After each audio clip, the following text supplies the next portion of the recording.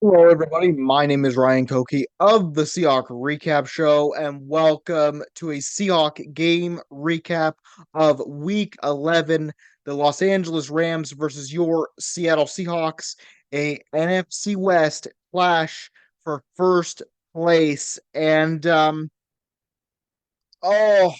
I am so so disappointed, heartbroken, frustrated, whatever the word is, because this loss really sucks. The Rams beat us today, and I'm just here to recap it for you guys. So, without me rambling on too much more in the intro, let's get in to recapping this Week 11 matchup between the Los Angeles Rams and your Seattle Seahawks. If you would please be so kind as to leave a like on this video, it lets me know if I'm doing a good job with these recaps or not.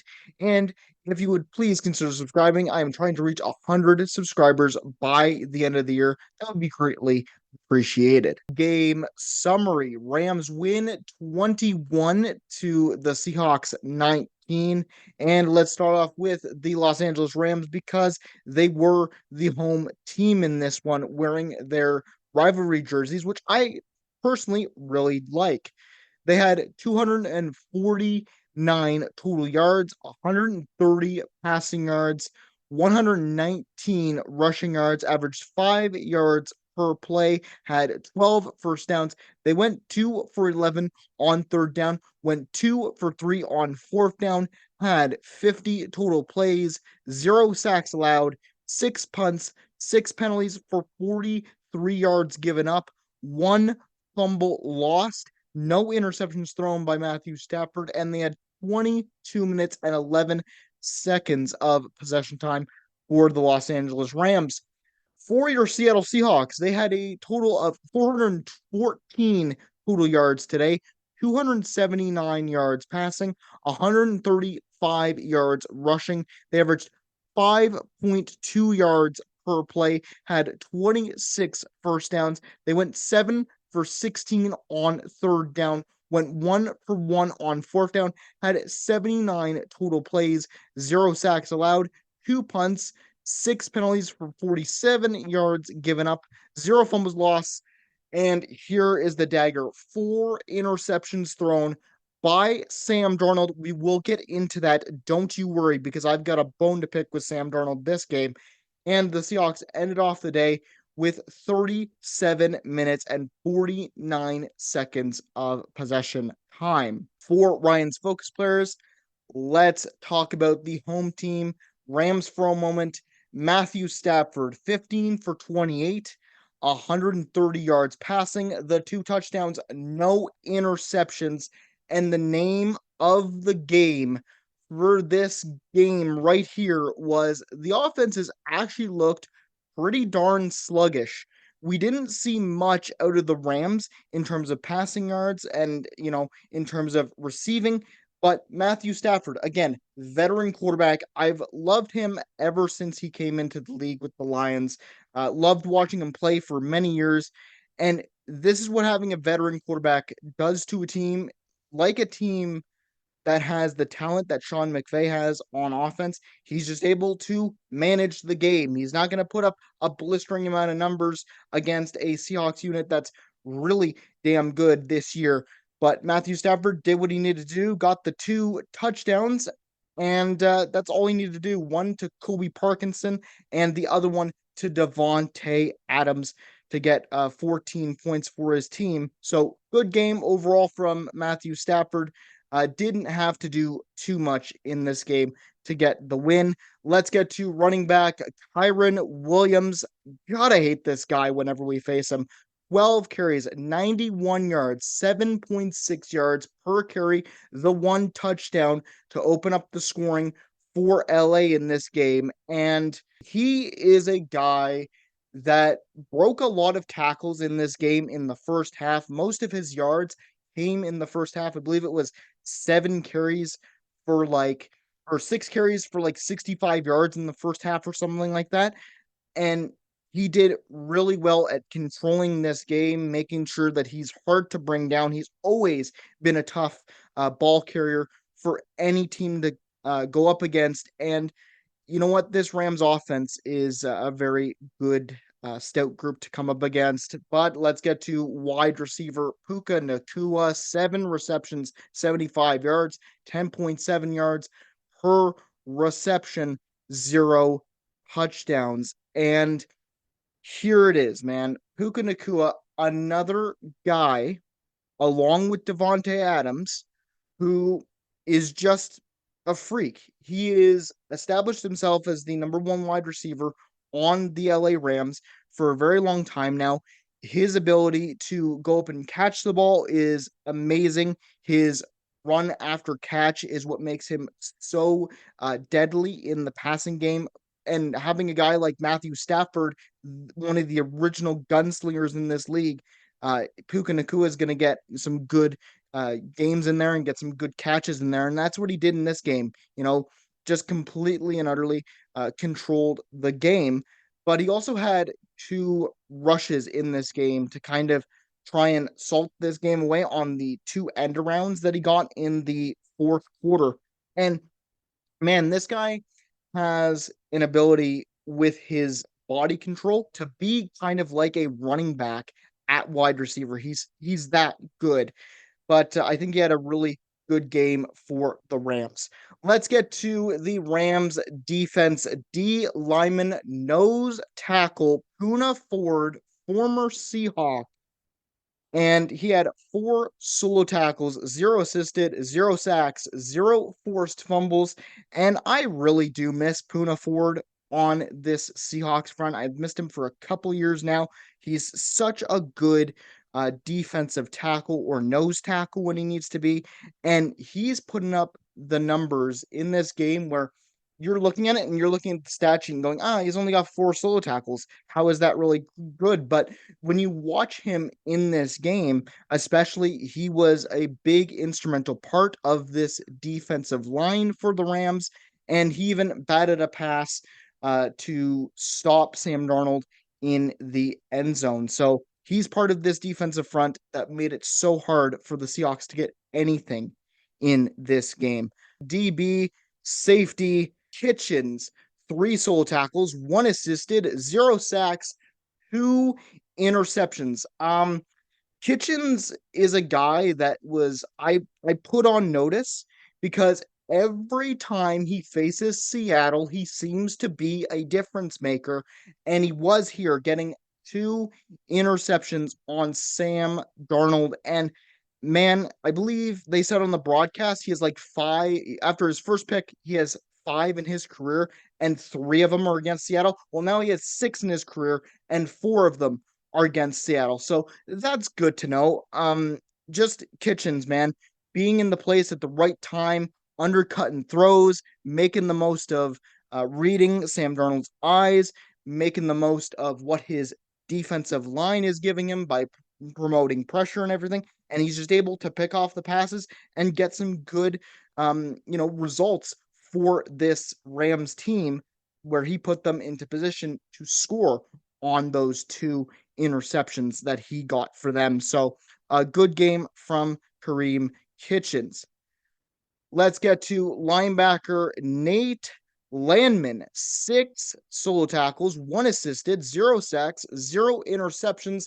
But Nate Landman, a guy at the linebacker position off the edge, he was a guy that was creating a lot of pressure along with this Rams defensive line. He's part of that front 7 on the Sean McVay defensive front, and they just put a chokehold on Sam Darnold, forcing him into some uncomfortable throws, forcing him out of the pocket, off his spots, and that's what led to the Seahawks QB having 4 interceptions in this game. And Nate Landman also, 6 solo tackles, 1 assisted. That means he was stopping people in the run game. I know he was trying to stop Kenneth Walker. He was in on most of the tackles when it came to stopping Zach Charbonnet. So a good game from the linebacker, who was a former Atlanta Falcon and was on special teams primarily for them, but in a Sean McVay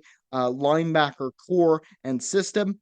he's able to do what he needs to do. Let's get to the Seahawks. Let's get to QB Sam Darnold, 29 for 44, 279 yards, 0 touchdowns, 4 interceptions. And man, um, I am pissed. For lack of a better word, I am pissed. He just made some of the most boneheaded decisions I have seen from Sam Darnold. And I've been praising this guy all year long. This was his worst game as a Seahawk. And again, turnovers in this game mattered a whole heck of a lot because, man, you have 4 extra drives there.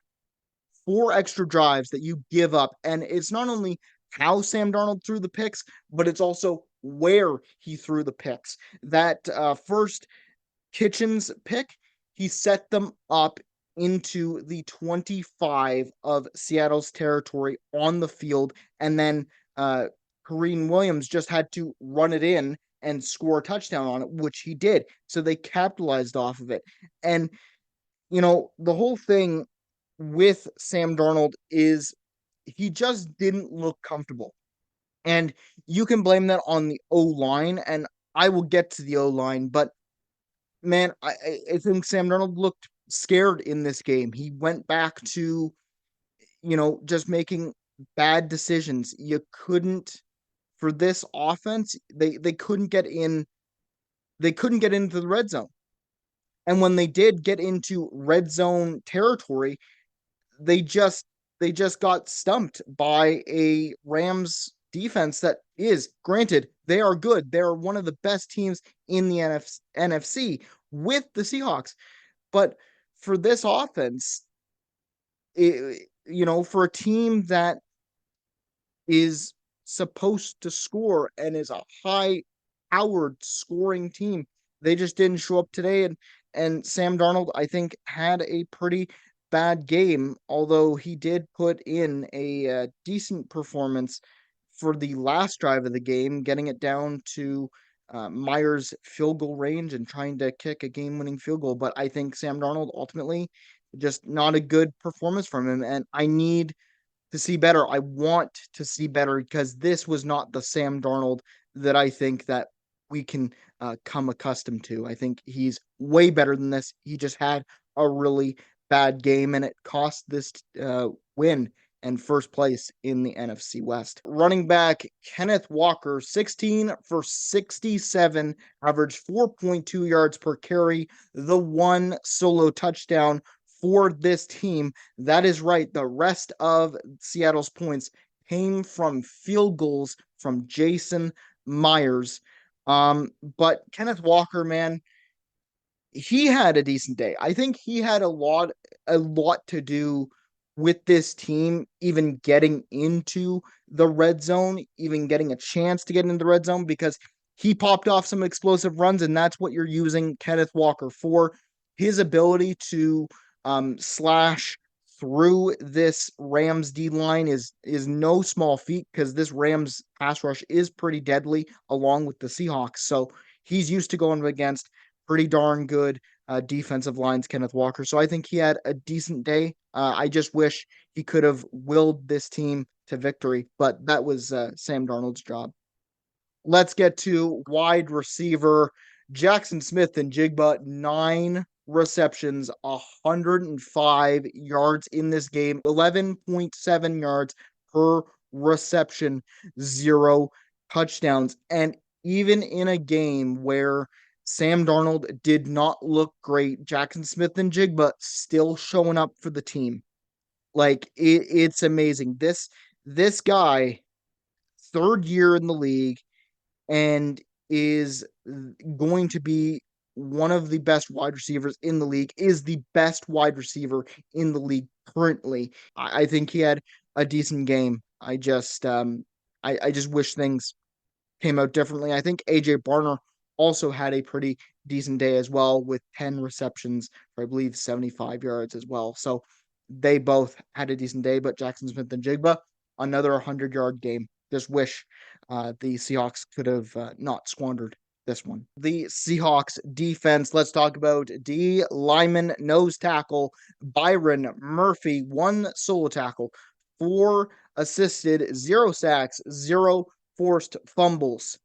And we look at how this Seahawks defense was. The first half, a little leaky, considering the predicament that they were put into with the sudden change situations because of turnovers and things like that. But as soon as they got to the second half, they made sure to shut down a Sean McVay led offense from the LA Rams. That is something that not many people can do in the NFL. That's why the Rams are now 8-2 on the year. And we look at Byron Murphy, we look at the defensive front like Leonard Williams, and they've had some pretty darn good games this season. And I think they had a pretty darn good game this time around. So, good game from Byron Murphy. I think he stood up when he needed to, stopping guys like Blake Corum and stopping guys like Kyrie Williams in the end. Let's get to DB safety. Kobe Bryant, three solo tackles, two assisted, zero sacks, one forced fumble. And that forced fumble was in the third quarter of this game, a punch out from a guy like Puka Nacua. And Puka Nacua is a guy that is sure-handed. He is a sure-handed wide receiver, and Kobe Bryant just comes up and Puka Nacua catches it. It gets punched out by Kobe Bryant and picked up by Drake Thomas. Kobe Bryant is such a good tackler. He is a very aggressive tackler, and although he made some mistakes with some missed tackles in this game, I think he had still a pretty darn decent day for this Seahawks secondary. I'm glad he was there to try and stop the run as well, helping out with Blake Corum and Kyrie Williams. Let's get to linebacker Uchenna Nwosu. One solo tackle, one assisted, zero sacks, zero interceptions. But here's the why I'm highlighting Uchenna Nwosu right now, because when Sam Darnold threw that pick, his first pick to Kitchens in the first half on the first series of the game for the Seahawks were backed up in their own territory. It was returned to the 25, and the Seahawks actually made a goal line stand on that drive. It was brilliant, and the first drive of the game, that is so incredibly lucky to make a goal line stand. And I like Uchenna Nwosu because he was, putting in the work to stop Kyren Williams. He was one of the bright spots in that first half at stopping Kyren Williams when nobody else could. So good game from Uchenna Nwosu. I think he had a pretty decent day himself. Final thoughts. What went well? That last drive of the game for the offense was their best drive all game long. And I hate that it was their best drive all game long, because they actually looked very cohesive in that drive. Getting into field goal range the way that they did, even though they chewed up a little bit more time than I wanted to, they looked cohesive. They made sure they had a game plan involved, and that was good to see, to at least give Jason Myers a shot at making that field goal, which he ended up missing, but we'll get to that. The defense, I think, played admirably considering the spots they were put in tonight. Jason Myers at least tried to keep us in this game and potentially win it for us in the end. So kudos to him. In terms of the defense was in a spot where sudden change, 4 turnovers in a game, sudden change, they stood up and let up 21 points of this game because they were on the field in quick, sudden change situations. So I don't blame the defense. You look at what they did in the second half, I think they redeemed themselves a lot in this game. So I don't put it primarily on the defense. I put it primarily on the offense. And Jason Myers, what can I say? Four for five field goals. Like, and your fifth field goal was a 61 yarder that you hit in warmups, basically. So, you shanked that one. You could have won it for us, but I'm not blaming this loss on you. You kept us in a game that the Seahawks definitely, I think, should have lost and did lose eventually. What to improve on? Sam Darnold's decision making, man. This game was mystifying to say the least. You can't expect to win a game when you throw four picks. That's not a recipe for success. And I am very perplexed because he just didn't look comfortable out there. The O line didn't protect him as great as they have. They weren't, they like, they were letting up a lot of pressure. And Anthony Bradford, man, I'm just going to say, like that right side of the O line today was so bad because most of the pressure was coming off of that right side. You guys, Abraham Lucas and Anthony Bradford, you need to get it together because this is the NFC West. You're in a dogfight with one of the best teams in the NFC, and if you're going to be one of the best teams in the NFC, you need to play like it. Although I think the defense showed up in the second half, missed tackles were a problem today. Multiple instances throughout this game that I watched. Ty Okada tried to wrap up. I watched Kobe Bryant try to wrap up, and they just didn't, and they allowed a lot more run after catch. The Kobe Parkinson touchdown, like, oh my God. Ty Okada tried. He had them all covered. He tried to make the tackle, and he just couldn't. And Kobe Parkinson just went in and broke two tackles on his way to get into the end zone to bring the Rams up by two scores in the fourth quarter. So it is what it is, man. You guys just need to work on your tackling and make sure it gets better. Overall, just a battle between two of the best teams in the NFL, in my opinion. When it comes to Seahawks, I'm going to keep hammering this. Four turnovers, unacceptable. You're not gonna win like that. You can't. And again, it looks like I'm beating a dead horse here, and I kind of am, but that's just how frustrated I am losing this game, by 2 points. You're extremely lucky, Seahawks, to have lost this game by 2 points because I don't know where the Sam Darnold has been throughout the rest of the year. Like, he hasn't made this many backbreaking, mystifying decisions in the pick department. For the Rams, though, your defense showed up and put in a performance that was very well done. You guys won because of your defense today, forcing the four turnovers. Both of our offenses couldn't really do much today. And Rams, this rivalry lives on, man.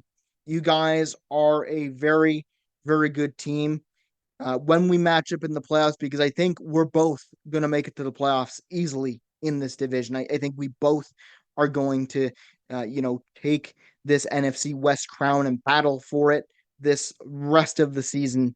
And it's going to be really fun to watch you guys and us in the playoffs. Hopefully, we get to face off in the playoffs eventually. But you guys are such a good team to play against, and enjoy this win. Enjoy it because you know what? We're gonna try and come back at you when we face again. I can't remember what week we face again, but I'm sure it's gonna be fun. Anyways, that is it for this Seahawk game recap of Week 11, Los Angeles Rams versus your Seattle Seahawks. Sucks to lose this one. Hate to lose it, but hey, four game win streak. You lose one, you're bound to lose more games here, and you're still in a pretty damn good spot for the playoffs, Seahawks fans. Like we're still pretty good. So even though this is a really disappointing loss, I think we can keep on moving forward and when we take on the Tennessee Titans. That'll be a get right game, hopefully. Anyways, go Hawks go. Enjoy the rest of your day and take care of yourselves.